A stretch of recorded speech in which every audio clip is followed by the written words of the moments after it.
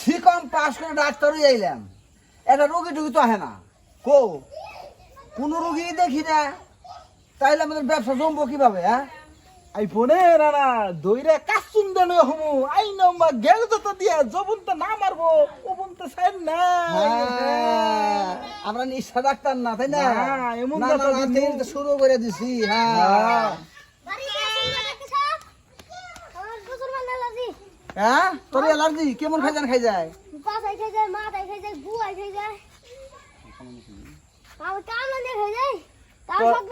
তোর মাথায় খাই যায়, গোড়ায় খাই যায়, গাড়ে খাই যায়, কামনে খাই যায়, তা তো শখ মিটে না। আচ্ছা দেখি তোর কেমন অ্যালার্জি? সাংঘাতিক অ্যালার্জি লাতে মক্কেল পাইয়া গেছে এটা।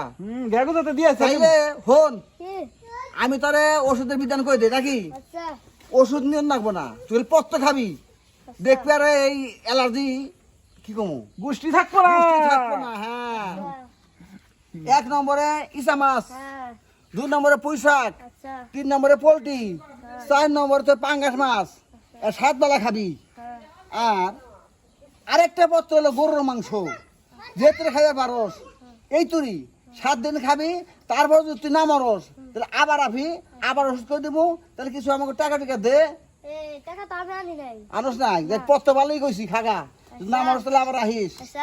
হ্যাঁ লাতে কেমন যুক্তি দিলাম? দিছো ফটকা করেন কি বাজে ও মরবো তো মরবো এর গোষ্ঠী দেই মরে না বাতাসে।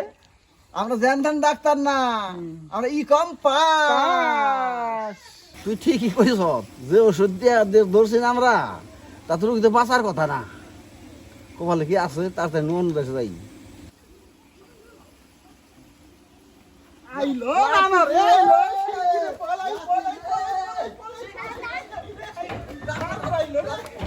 ডাক্তার বুয়া ডাক্তার এবারে মতো তুই বাইরে করে